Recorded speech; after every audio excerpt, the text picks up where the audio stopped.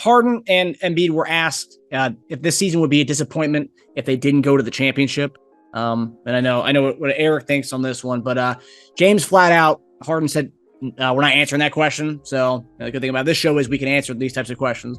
So my question to you guys, if this season, would this season be a disappointment if we do not at least go to the finals? I believe so. Yeah, I mean, the goal is to win the championship. I mean, at least the conference finals, you can probably get a pass. But what is the team built for? Championship. Yeah, I mean, James is not a young guy. I mean, that's what it's built for. I mean, it's built for a championship. And you got a year where, Boston got their situation, and, you pulled a guy from Miami. Then you got, Giannis, and we don't know if Middleton's coming back. We don't know his situation. So, Brooklyn, obviously the talent's there, but we really don't know with that dynamic. They had their situation. Mm-hmm. So you got to be looking at this like, man, we got a shot. Yeah. And yes, if we don't make it, how many years we're going to get? Like I've said it before. I know I got criticized saying that Joel's championship window I don't think it's that big. Not from him being good. Yeah. It's going to always be good. I'm just saying for the years that we have, for him to have his best years and us to win a championship, with him being that guy that he is right now. I mean, I don't know why you got dogged. It's a totally legitimate statement. He's not the only guy in the league that have a window like that. Joker is the same thing. Yeah. Big guys like that, I mean, they don't do this for. And he's got an injury. 12 years? Yes, they don't do it. But so yes, to answer your question, yeah, I believe so. I believe that as tough as I think the East is, when teams have all of their guys and they're playing well, I think it's extremely tough. But that's why I think the regular season is important. Home court should matter. Yeah. I think if you approach it that way and you get home court, then you got to win it. You got to win those games. And I think that was huge for Miami. I think it was huge for, Boston and Golden State. And you look and those, you just never know. But having home court helps and it matters. Not only just home court, because think of it, who's our biggest threat? Milwaukee. If we're first, then who's probably second? Milwaukee, which means we wouldn't face them to the Eastern Conference Finals. So yeah, that's a great point. And then you look at Milwaukee last year and played Boston without Middleton. It took them to 7. Mm-hmm. Teams won. On the road, they did win road games on both sides, but in Game 7, Boston won at home. Yep. So Miami didn't, but had a chance. Yeah. So you just want to put yourself in the best position. But yes, I'm saying I don't necessarily say winning a championship, is or it's a failure. But I'm saying conference finals,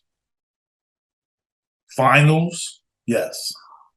We went to the second round, and that's we can't even look at that anymore. That's like we did that years ago. No.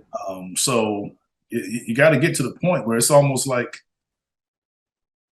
the Pistons teams when they lost all of those consecutive conference finals before they went to the finals when Coach Brown showed up. And they were going to the conference finals and was getting criticized because they couldn't get to the finals.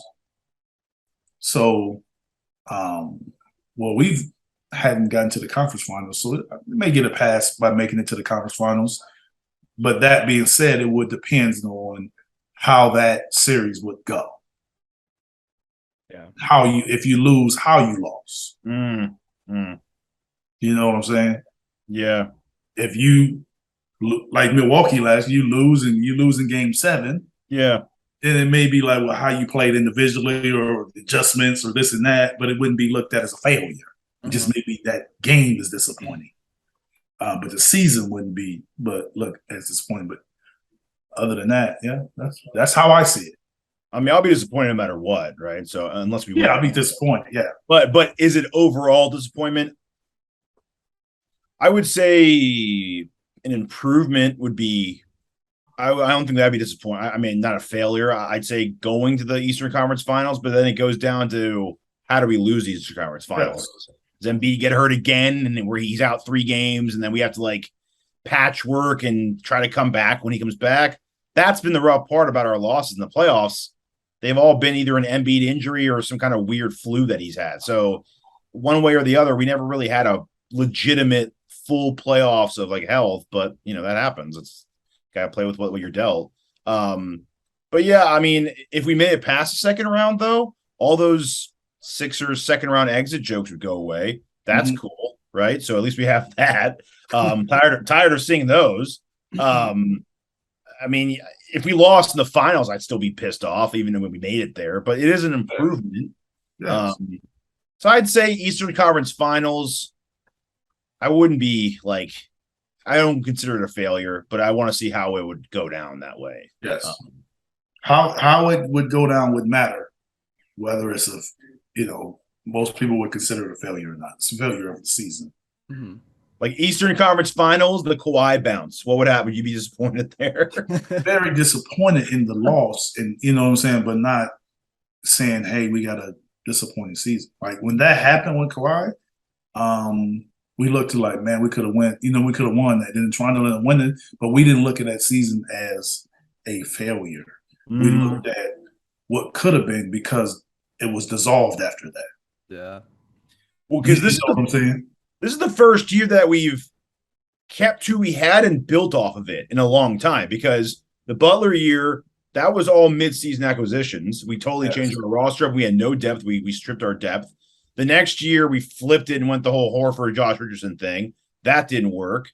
And then the next year after that was kind of Morey and Doc coming in, right? So a total new regime from top to bottom, getting rid of those guys, getting Curry in, redoing the roster. And then mid-season last year, got Harden. That's a totally new roster in mid-season. So, like, this is the first year we've kept who we had, kept GM, and then added to it. So the year that we lost to the Hawks, weren't we, like, set going into that year? The year we got the Hawks, we got Morey and Doc that year, and they got rid of Horford. They dumped Horford for Green. They did the Josh Richardson for Seth Curry trade. And we drafted Maxey. So a lot got added into it. But your best 2 players were there. Simmons and Embiid were still there. And Joel was there. Yeah. It just became a new coach. New coach. New GM. New management. And then technically we lost 2 starters. We lost Horford and Richardson. It's kind of, that's kind of big of a turnover. Yeah, Simmons and Embiid staying there was consistent, but I'm trying to remember, like, who started that year? The Hawks season? Yeah. You mean like our starting 5? Yes. Simmons at 1, Curry at 2, Green at 3. Curry. Simmons, Curry, Green, Tobias, Embiid. Yeah. So basically the same team as last year, pre-James. Pre-James, yes. With no Simmons, obviously, but yeah. No Simmons, yeah. Yeah. And then how we ended it was total different. Like at that point, it was very different. So it's interesting to keep what you like from the previous year and then add on top of it, which we only were able to do that because Harden did what he did with the contract thing. But I get what normally that wouldn't happen. I get what you're saying, the consistency of your group. That's the one thing that like Milwaukee's had that. With some consistency. So finally, no buts from us, which I do like. We're finally going into a season to start. We have our team. We kept our guys we liked. We built. We filled the holes we thought. Got our dogs. Got our rebounding. Got our toughness. And then let's see. Let's see what it is now. So I'm happy we finally have that. No more going into the season or mid-season excuses, which I'm tired of. Yeah, I can see that. I got you. And I think some players alluded to it yesterday that I think someone asked a question during media day about how this media day was so different from last year's media day, where we had the Simmons thing was kind of hanging over everybody, and that was every question towards the guys was a Simmons question, and you could tell the guys were just not happy about those questions. So yeah, they're happy it's good. They're happy it's done. That's why. Yeah, new beginnings now.